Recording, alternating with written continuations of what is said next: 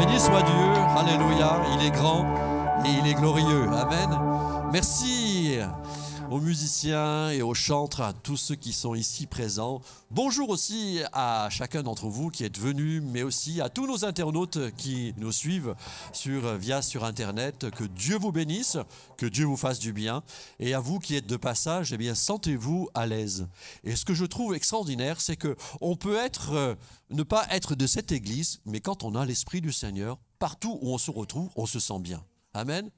Et le désir de mon cœur, c'est que vous vous sentez bien, parce que là où est la présence de Dieu, il y a son esprit. Amen. On regardera les annonces tout à l'heure et on va continuer dans cette dynamique. Et je vais inviter notre prédicateur à venir sur le devant pour entendre le message. Et c'est Jérémie qui va nous apporter le message de Dieu, que Dieu puisse le bénir. Et je interviendrai à la fin pour les annonces. On va prier pour que sa parole... Alors vous dites, ce matin, qu'est-ce qu'on a prié?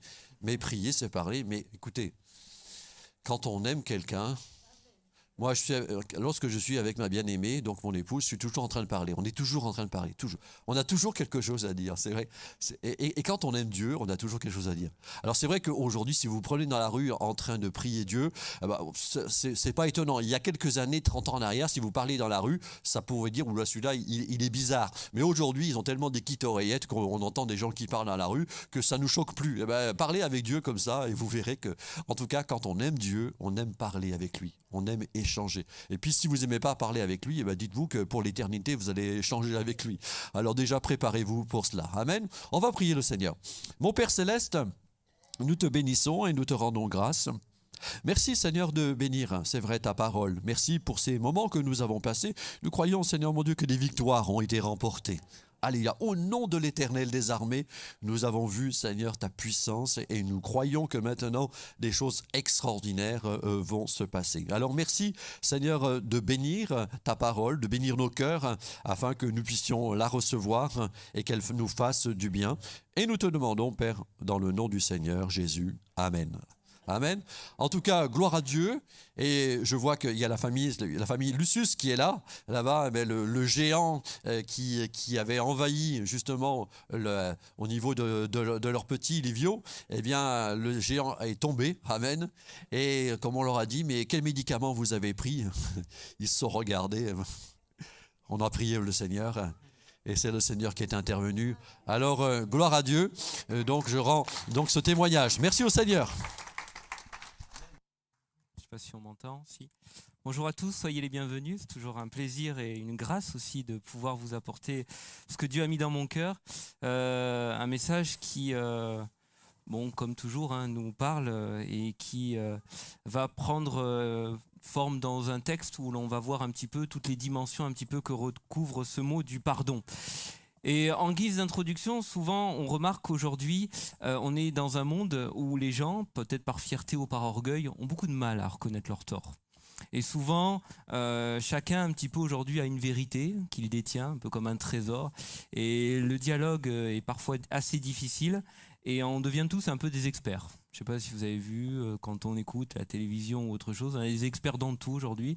Et des gens finalement qui parfois vont être un peu hâtifs dans leur jugement, dans leur raisonnement. Et trouver l'erreur chez l'autre, ça va être facile. Sur soi-même, ça va être plus compliqué. Et le pardon va à l'encontre un petit peu de cette logique-là. Je ne sais pas, mais aujourd'hui, quand vous voyez le pardon, comment il est vu, prononcé, c'est souvent soit une marque de faiblesse, parce que si tu me demandes pardon, ça veut dire que tu reconnais que j'ai raison, ou alors c'est vu aussi comme un intérêt. C'est-à-dire, je te demande pardon, mais par contre, toi, tu as intérêt de me le demander, me le dire. Donc vous voyez, c'est un petit peu dans ce sens. Et pourtant, dans la parole de Dieu, c'est au cœur. Dans la Bible, c'est au cœur de nos relations. À tel point que quand on prend la prière du Notre Père, qui est l'exemple même de la prière que Jésus a donnée, le seul moment où il est question des relations entre nous, elle est abordée dans l'optique du pardon. Regardez dans Matthieu 6, 12, on va y revenir plusieurs fois sur ce passage. Il est dit « Pardonne-nous nos offenses, comme nous aussi nous pardonnons à ceux qui nous ont offensés. » Il y a, voyez, comme ça, Jésus a abordé les relations dans la prière sous l'angle du pardon. Si Jésus l'a fait, c'est que je pense que c'est quelque chose qui doit être cultivé en nous. Vous voyez, quelque chose qui doit être pratiqué. Vous me permettez ce matin d'être parfois un peu désagréable? Oui. Rassurez-vous, c'est dans la Bible. Mais parfois, ça va siffler un peu. Parfois, ça va nous faire du bien. Et puis parfois, la parole de Dieu a la tendance, des fois, à nous corriger. En tout cas, l'optique, c'est que nous ressortions un peu différents de ce que nous sommes arrivés et que nous laissions vraiment ces paroles germer en nous. On va prendre un passage qui va nous introduire dans ce thème avec donc cette histoire, cette parabole que certains peut-être connaissent parmi vous, dans Matthieu 18 au verset 21 à 35 où il est question de Jésus qui répond à une question de l'apôtre Pierre qui lui demande un petit peu au sujet du pardon, comment agir, comment faire, et puis Jésus va illustrer cela par une parabole remplie de vérité que l'on va, si vous voulez bien, décortiquer ce matin. Regardez ce qu'il est dit au verset 21. Alors Pierre s'approcha de Jésus et lui dit « Seigneur, combien de fois pardonnerai-je à mon frère lorsqu'il péchera contre moi? Est-ce que ce sera jusqu'à 7 fois ?» Jésus lui dit « Je ne te dis pas jusqu'à 7 fois, mais jusqu'à 70 fois 7 fois. » C'est pourquoi le royaume des cieux ressemble à un roi qui voulut régler ses comptes avec ses serviteurs. Quand il se mit à l'œuvre, on lui en amena un qui devait 10 000 sacs d'argent. Comme il n'avait pas de quoi payer, son maître ordonna de le vendre, lui, sa femme, ses enfants et tout ce qu'il avait, afin d'être remboursé de cette dette. Le serviteur se jeta par terre et se prosterna devant lui en disant « Seigneur, prends patience envers moi, et je te paierai tout. » Rempli de compassion, le maître de ce serviteur le laissa partir et lui remit sa dette. Une fois sortis qui était arrivé, ses compagnons furent profondément attristés et ils allèrent raconter à leur maître tout ce qui s'était passé. Alors le maître fit appeler ce serviteur et lui dit « Méchant serviteur, je t'avais remis en entier ta dette parce que tu m'en avais supplié. Ne devais-tu pas, toi aussi, avoir pitié de ton compagnon comme j'ai eu pitié de toi ?» Et son maître irrité le livra au bourreau jusqu'à ce qu'il ait payé tout ce qu'il devait. C'est ainsi que mon Père céleste vous traitera si chacun de vous ne pardonne pas à son frère de tout son cœur. Amen. Le premier point de mon message que l'on va voir, c'est Dieu me montre dans cette histoire ce qu'est pour lui le pardon. Puis le deuxième point, ça sera Dieu me montre dans cette histoire ce que n'est pas le pardon. Et on va voir un petit peu à travers ces deux histoires mêlées, deux exemples, un à garder et puis un à mettre de côté. Tout d'abord, cette histoire commence par la question de Pierre au verset 21 qui lui dit « Combien de fois dois-je pardonner à mon frère lorsqu'il péchera contre moi ?» Et Jésus va prendre l'histoire d'un roi qui a son serviteur. Et en fait, cette histoire-là est basée suite à un règlement de compte sur, comme le dit au verset 24, une somme d'argent qui représente 10 000 sacs d'argent que devait le serviteur vis-à-vis de son roi, vis-à-vis de son maître. Alors en fait, cette somme-là, ça ne parle pas beaucoup. Si on la traduit, ça fait à peu près 60 millions de pièces d'argent. Comment arriver à cette somme colossale? Alors certains commentateurs ont dit, il y a sûrement une tâche que devait faire le serviteur, c'est qu'il devait prélever l'impôt pour le roi. Et en fait, il faisait quelque chose qu'aujourd'hui, j'allais dire dans le monde politique, mais pas seulement, qui est une pratique très, très actuelle, ce qu'on appelle le détournement de fonds. Donc en fait, il prélevait, c'est-à-dire qu'il y avait des personnes qui étaient chargées de prélever les impôts pour le roi dans les provinces, puis une partie de l'argent était détournée. Et cette partie de l'argent, année après année, a représenté cette somme un peu colossale. Et finalement, la Bible nous parle que le mot dette, dans la Bible, dans sa signification en araméen, est le même mot que le péché. D'ailleurs, si vous regardez le passage qu'on a lu en introduction, si on prend la version Darby, qui est souvent une version un peu plus proche des Écritures, même si les autres ne sont pas éloignés des Écritures, mais dans les termes par rapport aux versions originales, regardez ce qu'il est dit. Au lieu de dire « pardonne-nous nos offenses », il est dit « remets-nous nos dettes, comme nous aussi nous remettons à nos débiteurs ». Le péché, c'est comme une dette, c'est un fardeau pour celui qui le pratique envers l'autre. Et un peu à l'image d'une dette, le péché, ça s'accumule. Et année après année, nos erreurs, nos mauvaises paroles, nos jugements, nos critiques, nos vols, notre orgueil, etc., ça s'additionne, ça s'additionne, ça s'additionne, jusqu'à former une somme considérable. Et pourtant, on pourrait se mettre au départ dans la situation de ce serviteur qui devait une grosse somme d'argent. Comment ça s'est passé au début? Moi, j'imagine la scène. On me demande de prélever de l'impôt, j'en récupère une partie pour moi. Après tout, la vie est belle. La vie est belle. Finalement, bon, c'est pas tout à fait honnête, mais je peux mener un train de vie que je n'avais peut-être pas pensé. Je vais pouvoir m'acheter des choses que j'aurais pas cru, etc. Et aujourd'hui, peut-être parmi nous, des personnes ont un petit peu, des fois, dans leur entourage, des personnes qui vont vous dire, regarde, j'ai fraudé ça, mais regarde, peut-être fraudé, c'était peut-être pas légal, mais regarde ce que j'ai pu faire avec. Les vacances que j'ai pu payer, maison que j'ai pu avoir. Bon, c'est pas tout à fait honnête, mais bon, ça va. C'est pas grave. Et puis après tout, avec tout ce qu'ils nous prennent, je peux quand même en prendre une partie pour moi. Et c'est un peu le constat que fait le psalmiste dans la parole de Dieu, qui se désespère de ces méchants en disant « Ainsi sont les méchants, toujours heureux, ils accroissent leur richesse. » Et je ne sais pas si vous êtes déjà trouvé dans ces situations-là, un peu d'injustice, de disant « Mais Seigneur, tu vois, je suis droit, je suis réglo, je fais ça. » Et l'autre à côté, il mène la vie comme bon lui semble. Il n'a pas la parole de Dieu avec lui, mais il fait ce qu'il veut de son temps. L'argent, parfois il la détourne, il s'enrichit, il est en bonne santé, tout va bien pour lui. Vous avez déjà eu ce constat-là? Enfin, moi, personnellement, ça m'est arrivé de dire, mais quand même injuste la vie chrétienne. Hein. Moi, je fais des choses et à côté, il y en a un, il prospère. Et pourtant, ce serviteur a dû rendre des comptes. Parce qu'en fait, la somme qu'il avait accumulée, il y a un moment donné, le maître a réclamé son dû. Redonne-moi cette somme. Redonne-moi ce qui me revient. Et vous savez, notre vie que nous avons, le temps que nous avons, c'est Dieu qui nous l'a donné. Et un jour, et ça je suis désolé de vous le dire, mais tous, comme le dit Romains 14, nous tous comparaîtront, tous en effet devant le tribunal de Christ. Car il est écrit, je suis vivant, dit le Seigneur. Chacun pliera le genou devant moi et toute langue rendra gloire à Dieu. Et regardez après, j'ai souligné, ainsi donc, chacun de nous rendra compte à Dieu pour lui-même. On ne pourra pas se défiler. À un moment donné, la question de Dieu sera, qu'est-ce que tu as fait de la vie que je t'ai donnée? Qu'as-tu fait du temps que je t'ai donné? Comment l'as-tu utilisé? Et ça, c'est vraiment quelque chose qu'il faut réaliser. Et ce qui va avec, le pendant de ce règlement de compte, c'est le verset 25, où il y a la conséquence. Parce que tu as eu cette dette, voici la sentence que le maître lui dit à ce serviteur. Au verset 25, il lui dit, comme il n'avait pas de quoi payer, et oui, ça ressemblait à une somme colossale, son maître ordonna de le vendre, lui, sa femme, ses enfants et tout ce qu'il avait, afin d'être remboursé de cette dette.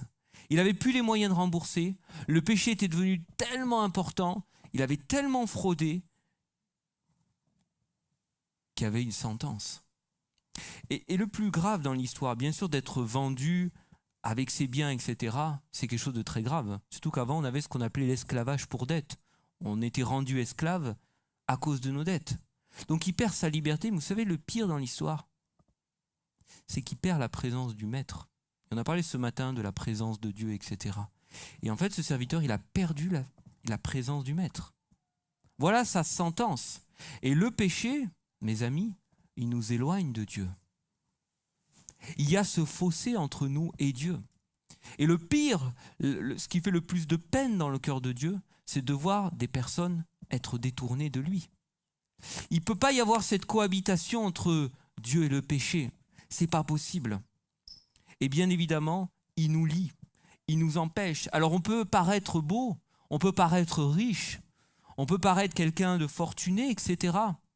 Mais en réalité, il y a cet esclavage-là. Et dans le ciel, il y a cette sentence qui est pour l'éternité. Et quelle a été l'attitude du serviteur? Et là, en cela, elle est un exemple pour nous. Au verset 26, le serviteur, voyant cette sentence-là, va se jeter à terre, se prosterner devant son maître et va lui dire, « Seigneur, prends patience envers moi et je te paierai tout. » Et ça, je pense que c'est quelque chose que nous, on a appliqué. Parce que devant cette sentence-là, il y a eu la démarche du pardon. Il a reconnu sa faute. Quand il dit « je te paie tout », c'est-à-dire qu'il a bien réalisé que ce n'était pas à lui, en fait. Cet argent, elle était en réalité à son maître. Il s'humilie devant son maître, par ses gestes, mais par ses paroles. Il va implorer la patience de son maître. Et regardez aussi ce qu'il va dire, « je te paierai tout ». Il n'est pas en train de dire « fais-moi grâce de tout ». Il dit « mais je suis prêt à réparer. Je suis prêt à essayer de réparer ma faute. Je suis prêt à essayer de faire quelque chose. » Et face à cela, la réaction du maître va aller au-delà de ce qu'il pouvait penser au départ, parce qu'il est dit que rempli de compassion, le maître de ce serviteur le laissa partir et lui remit la dette. Et au verset 32, il est dit, pour être sûr de ce qu'on entend, « je t'avais remis en entier ta dette ». Au-delà de ce qu'il pouvait penser, il efface tout. C'est ça le pardon. Le pardon a plusieurs termes de verbes dans la Bible pour le désigner, mais regardez quelques exemples. On a ne plus se souvenir, ne plus tenir compte de sa faute, avoir compassion d'eux, effacer. Il a littéralement enlevé l'ardoise. Il y avait des dettes, il a effacé tout. Il a tout effacé. Et face à nos fautes, face à nos péchés, face à toutes ces dettes que nous avons accumulées, ce que Dieu attend de nous, aujourd'hui, c'est que nous reconnaissions nos fautes. C'est que nous reconnaissions ce que nous avons fait. Parce que parfois, on peut être dans cette attitude d'orgueil, de dire « non, mais je suis juste, Aujourd'hui, reconnais devant Dieu tes fautes. Ou même demandons au Saint-Esprit de nous les révéler, parce que parfois le temps est passé et on n'est pas toujours au clair. Ayons cette attitude de dire devant Dieu « je m'humilie ». Parce qu'il est dit, de toute façon, un jour, chacun pliera le genou. Volontairement ou involontairement, à un moment donné, on sera obligé de reconnaître son autorité. Alors profitons de ce temps que nous avons pour le faire. Et puis également de dire, Seigneur, je reconnais qui tu es. Tu es mon Seigneur, tu es mon Sauveur. Et puis vraiment, accepte ce pardon. Accepte ce pardon que je t'apporte. Et la Bible nous dit que automatiquement, si nous avons cette démarche en nous du pardon qui est sincère, pas calculé, pas réfléchi, mais qui est vraiment sincère dans nos cœurs, 1 Jean 1,9, si nous confessons nos péchés, il est fidèle et juste pour nous les pardonner, et regardez bien la suite, et pour nous purifier de toute iniquité. De toute iniquité. Et pourquoi alors on peut le faire ? Alors peut-être, je pense que la plupart d'entre vous, vous le savez ce matin, c'est parce qu'en fait à la croix, c'est là où tout s'est passé. C'est à la croix que le pardon a été fait. Et en fait, ce pardon qui nous est possible d'avoir aujourd'hui, en Jésus-Christ, parce que sur lui, il a pris nos fautes, il a pris nos péchés, il a pris tout ce qui pouvait nous empêcher d'avancer. Il suffit de reconnaître ce qu'il est, son autorité, de venir à lui humblement. Et alors, le pardon est automatique. Le pardon nous est acquis. Vous le réalisez ce matin ? Le pardon, il est acquis en Dieu, grâce à Jésus-Christ. Alors, chers frères et sœurs, on peut dire, comme le dit dans les Hébreux, on peut s'approcher avec assurance du trône. Avec assurance. Seigneur, je te demande pardon pour tout ce que j'ai fait. Oh Seigneur, il y a des choses qui ne sont pas belles à voir. Ça peut représenter une somme immense de choses. Ça fait des années que je ne suis pas venu devant toi. Mais je t'apporte tout. Et quelque chose que l'on doit faire, bien sûr, une fois pour toutes, qui comprend notre salut, mais régulièrement. Régulièrement. Moi, je prends cette habitude quasiment quotidiennement de dire, Seigneur, je te demande pardon, parce que je ne t'ai pas plu.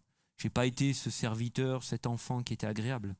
Alors finalement, quand le Père pardonne, il y a finalement la définition de ce qu'est pour Dieu le pardon véritable. Je le résumerai en 4 points. Pour Dieu, le pardon, 1, il se fonde sur l'amour. C'est par amour que Dieu a envoyé son Fils Jésus-Christ, comme il est dit ici, qu'il a le pouvoir de pardonner nos péchés. C'est parce que le Père a été plein de compassion pour ce serviteur qu'il l'a pardonné. C'est un moteur, l'amour. C'est pas calculé, c'est pas intéressé, c'est vraiment par amour. La deuxième chose, sachez-le bien et je le répète encore, que c'est pas le poids de la faute qui conditionne le pardon de Dieu. Quelle que soit ta faute, quelle que soit l'importance de celle-ci, tu peux avoir le pardon. Toute iniquité. Et ça, parfois le diable s'en sert comme pour nous culpabiliser. Mais rappelons-lui, Il est écrit, si nous confessons nos péchés, tu nous purifies, Seigneur, de toutes nos iniquités. La troisième chose, et ça on vient de le voir, et je le répète, ce pardon, il n'est pas partiel. Ce n'est pas un petit peu qui va effacer, mais c'est entièrement, totalement. Et enfin, pour répondre à la question de Pierre, son pardon, il n'est pas limité. C'est-à-dire que quand Pierre demande au Seigneur, « Seigneur, est-ce que je dois pardonner 7 fois à celui qui m'a fait du tort ?» Jésus lui dit, non, 70 fois 7 fois. Alors, il ne faudrait pas rentrer dans un calcul mathématique en disant, voilà, encore jusqu'à la marge que je peux encore autoriser à cette personne. Non. Derrière ce chiffre, qui est un chiffre parfait, ça représente la plénitude. Ça représente l'infini. Un pardon qui est infini. Et pourtant, Pierre, il a été audacieux. Parce qu'il est dit dans la loi, dans la tradition, que les rabbins disaient qu'on a le droit de pardonner 3 fois à celui qui nous a commis du tort prémédité. Et Pierre, il passe de 3 à 7. Il se dit, c'est bon, j'ai mis la barre. Et Jésus remet encore la barre au-dessus. Non, 70 fois 7 fois. Parce que c'est ce qu'il est. Parce que chaque jour de votre vie, selon les années de vie chrétienne, si vous revenez à lui sincèrement, il va vous pardonner. Il va continuer à vous pardonner. Il va continuer à vous pardonner parce que c'est ce qu'il est, rempli d'amour. Alors, en deuxième point, maintenant que nous venons de voir ce que pour Dieu est le pardon, voici pour Dieu ce que n'est pas le pardon. Le serviteur, lorsqu'il reçoit le pardon, va rencontrer sur son chemin un compagnon et comme on le dit, il devait 100 pièces d'argent. Il va l'attraper à la gorge, il va se mettre à l'étrangler en disant « Paie ce que tu me dois ». Ça part mal, hein. Ça part très mal.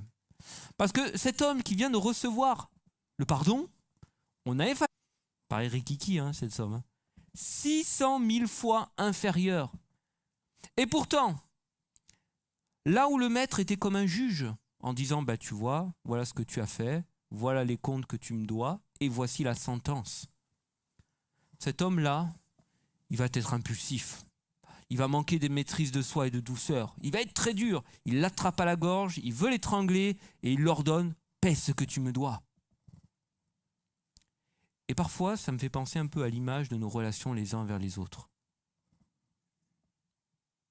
Sommes-nous pas durs des fois les uns envers les autres?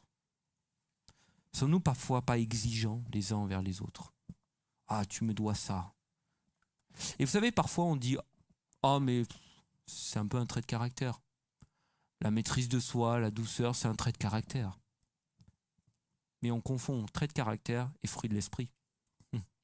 Parce qu'un fruit de l'esprit, c'est quelque chose qu'on est appelé tous à cultiver.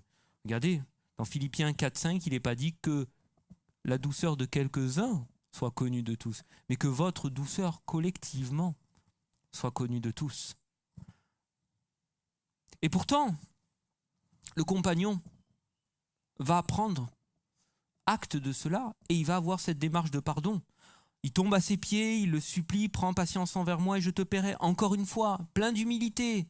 Il tombe aux pieds de son compagnon, il reconnaît ses torts, il reconnaît ce qu'il a fait, il est prêt à réparer. Et je fais une parenthèse parce que cela nous interpelle. Nous sommes appelés à demander pardon à ceux qu'on a offensés. Nous sommes appelés comme ce compagnon à aller voir les autres et dire vraiment, comme il est dit dans Colossiens 3,13, à se pardonner les uns les autres. Je t'ai fait du tort, je t'ai fait du mal, mais vraiment, je m'humilie devant toi. Ce n'est pas une marque de faiblesse.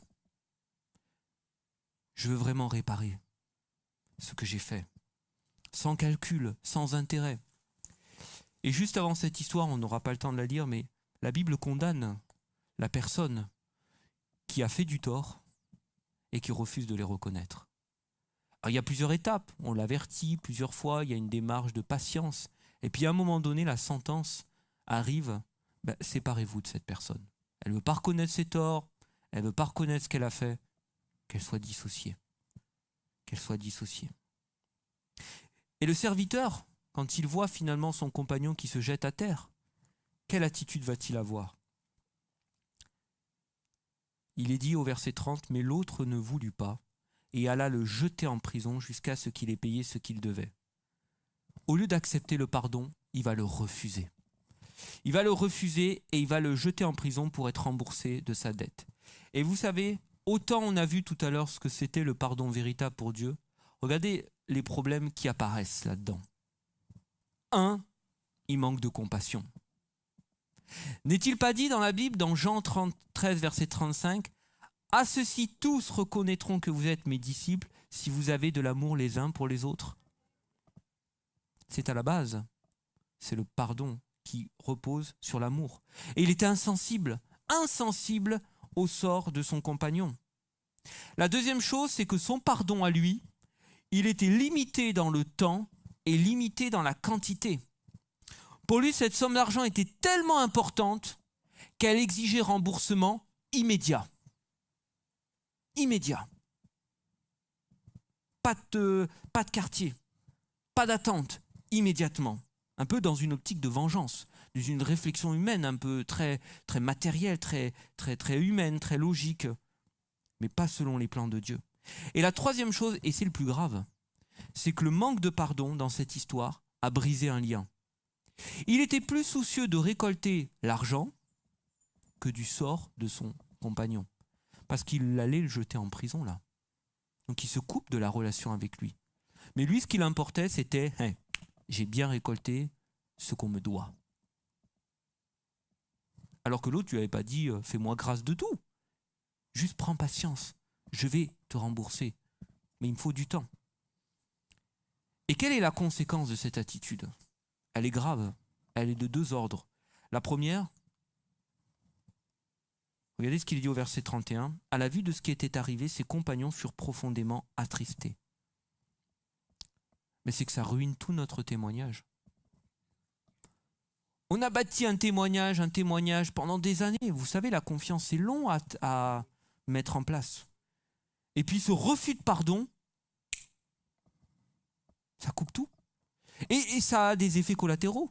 C'est-à-dire que là, c'est les autres compagnons qui voient cette scène. C'est même pas seulement la relation avec son frère, parce qu'elle est brisée, celle-ci. Il l'a jetée en prison. Mais c'est les autres. Ils sont profondément indignés. Toi, serviteur, on pourrait dire aujourd'hui l'étiquette enfant de Dieu. T'as vu ce que tu as fait ? T'as vu comment tu t'es comporté ? Et avec celle-ci, une autre vient, en ricochet, on va dire encore plus le coup de grâce, c'est la relation avec son maître. Parce que le maître, voyant cela, va dire quoi ? Méchant serviteur, je t'avais remis en entier ta dette parce que tu m'en avais supplié. Ne devais-tu pas, toi aussi, avoir pitié de ton compagnon comme j'ai eu pitié de toi ? Et son maître, irrité, le livra au bourreau jusqu'à ce qu'il ait payé tout ce qu'il devait. Le maître, il se dit quoi ? Je lui ai montré l'exemple. Je lui ai montré ce qu'il devait faire. J'ai été plein d'amour pour lui. Et lui, qu'est-ce qu'il devait en retour ? Faire la même chose. Avoir plein d'amour pour son compagnon. Avoir cette démarche d'accepter le pardon de l'autre. Et cela va conduire à deux choses. La dette n'est pas effacée et il est livré au bourreau. Lui qui était redevenu libre se retrouve captif. Parce qu'à cette époque, les bourreaux, qu'est-ce qu'on entend ? C'était en fait des geôliers qui extorquaient la personne, parfois en le torturant pour qu'il récupère l'argent. Ou alors, encore plus, on pourrait dire vicieux, c'est de faire du mal à cette personne pour que les compagnons, la famille autour, émus de compassion, puissent donner de l'argent. Un peu, vous savez, comme aujourd'hui avec les prises d'otages. On prend quelqu'un en otage et puis on réclame de l'argent à la famille parce qu'on se dit, bon, ils vont être sûrement sensibles au sort de leurs membres. Et l'histoire se termine, on pourrait se dire, bon, alors après tout, Seigneur, voilà l'histoire, en quoi elle nous concerne ? Mais moi, ce qui m'a interpellé dans cette histoire, c'est le verset 35.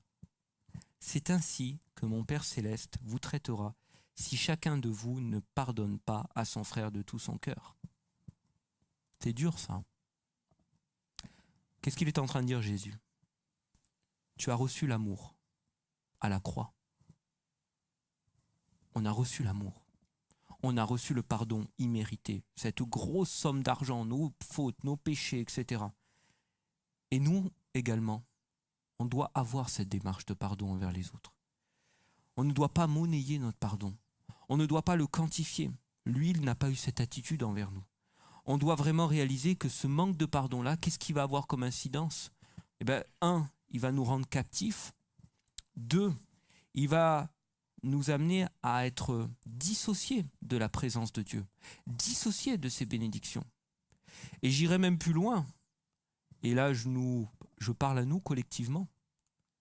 Je me demande même, c'est un peu ma réflexion, quand il est dit dans Matthieu 18, on est juste avant, hein.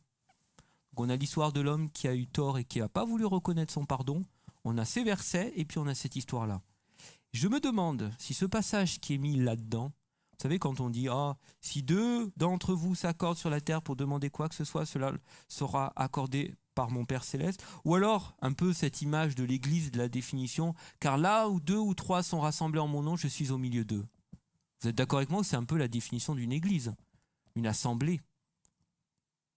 Mais s'il n'y a pas de pardon, s'accorder, se rassembler en mon nom, comment l'Église peut-elle tenir ?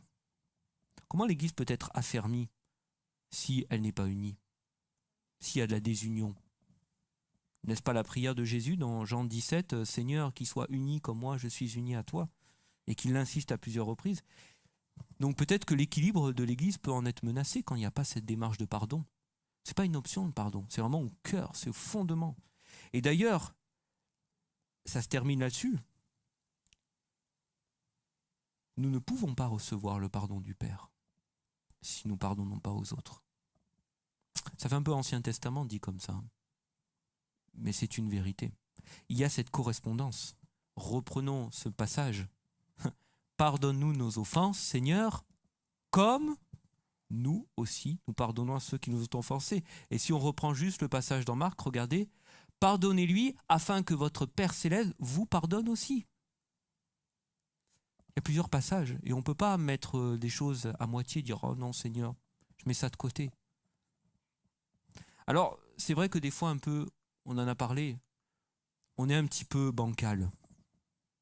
On a ce modèle du pardon que Dieu nous donne, pardon infini, pardon total, pardon complet, plein d'amour. Mais Dieu est en train de nous dire, déjà, et cette démarche de pardon envers Dieu, c'est important, règle tes comptes avec Dieu, demande pardon, mais tu ne pourras pas le dissocier du pardon avec ton prochain. C'est tellement lié que ça ne peut pas être dissocié. Et on peut pas, et vous savez, des fois, je trouve que des fois on est un peu, moi je me parle à moi, hein, moi Jérémie, mais pour éviter d'accuser, mais parfois on est un petit peu quand même bizarre quand même. Hein. Parce qu'on peut être très très dur avec l'autre, extrêmement exigeant, il faut que tu fasses ça, ça, ça, ça. Oh, Seigneur, prends pitié. C'est la 15e fois que je suis tombé là-dedans. S'il te plaît, Seigneur, allez, fais-moi grâce. Une dernière fois et puis j'arrête après. C'est bizarre quand même. Hein, d'être très dur avec les autres, par contre, de dire Seigneur, s'il te plaît, fais-moi patience. Des fois, je me dis, on est un peu comme ce serviteur. Hein. On a reçu, et puis parfois à côté, on va être extrêmement dur avec les autres. Et vraiment, en toute humilité, et c'est pas là pour vous accuser, mais simplement prenons conscience de ce qu'est le pardon et la gravité de ce que peut être le manque de pardon. Et de dire vraiment, réalisons, aujourd'hui, mon message n'a pas une vocation à vous culpabiliser, mais a une vocation à vous libérer. Parce que le pardon a 2 effets merveilleux. C'est qu'il libère l'offensé et il libère l'offenseur. Il restaure les liens. Il répare les liens. Rappelez-vous, quand vous avez donné votre vie à Jésus, n'est-ce pas merveilleux de ce lien qui a été brisé par le péché, qui s'est resserré. Et cet horizon de cette vie éternelle. Et vous savez, ce que Dieu attend de nous, c'est comme il est dit dans Éphésiens 5, 27. Il espère que nous soyons cette église qui paraisse glorieuse, cette église sans tache, cette église sans ride, cette église sans rien de semblable, mais sainte et irrépréhensible. Amen. Alors vraiment, j'ai terminé sur ce verset, mais réalisons cela, disons Seigneur, pour ma vie, puis collectivement, que nous soyons cette église irrépréhensible. Que Jésus puisse dire, église de Montélimar, j'approuve. Église dans le monde, j'approuve. Église réunie dans tel et tel endroit, dans tel et tel lieu, j'approuve. Oh, je vois la démarche qui est entre vous.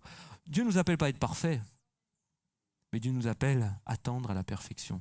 et à mettre de côté ce qui pourrait nous faire perdre du temps et qui pourrait peut-être nous bloquer tellement dans nos bénédictions. Amen. Seigneur, nous te bénissons et nous te rendons gloire. Oh Seigneur, vraiment, ce matin, nous réalisons que le pardon n'est pas quelque chose à mettre de côté, mais que tu nous enseignes, Seigneur, à cultiver le pardon. Comme on cultive, tu vois, un fruit de l'esprit, l'amour et tant d'autres, Seigneur, comme la foi que l'on est appelé à avoir régulièrement. Et ce matin, Seigneur, tu vois, bien sûr, pour ceux qui n'ont pas encore fait cette démarche, je te prie pour qu'ils puissent vraiment demander pardon à Dieu pour leurs péchés, pour leurs erreurs. Aussi avoir cette démarche de demander pardon aussi à ceux que l'on a offensés, d'aller voir un frère, une sœur, plutôt que de faire des sacrifices, des offrandes, etc., mais d'avoir vraiment cette volonté de restaurer les liens. Également, Seigneur, avoir cette démarche de demander pardon à ceux qui viennent vers nous en disant, Seigneur, mon frère, ma sœur, je te demande pardon. Que nous ayons aussi cette démarche de reconnaître, de dire oui, je te demande pardon. Je reconnais ton pardon ce matin. Seigneur, tu veux que nous soyons cette église sans tache, ni ride, irrépréhensible. Aide-nous, Seigneur. Montre-nous aussi pour ceux qui peut-être se disent, après tout, je vois pas ce que j'ai fait de mal. Je vois pas les fautes, les erreurs, etc. Révèle-les-nous, Seigneur. Peut-être, tu vois, il y a ce froissement avec le frère, la sœur, et que Dieu va te révéler peut-être la raison de ce froissement. Peut-être tu l'as oublié, peut-être un jour sans faire attention à une remarque, quelque chose a été distillé. Mais la Bible nous en supplie d'être réconciliés avec le Père et d'être réconciliés aussi les uns envers les autres. Alors aide-nous, Père. Fortifie-nous ce matin. Amen. Et que vraiment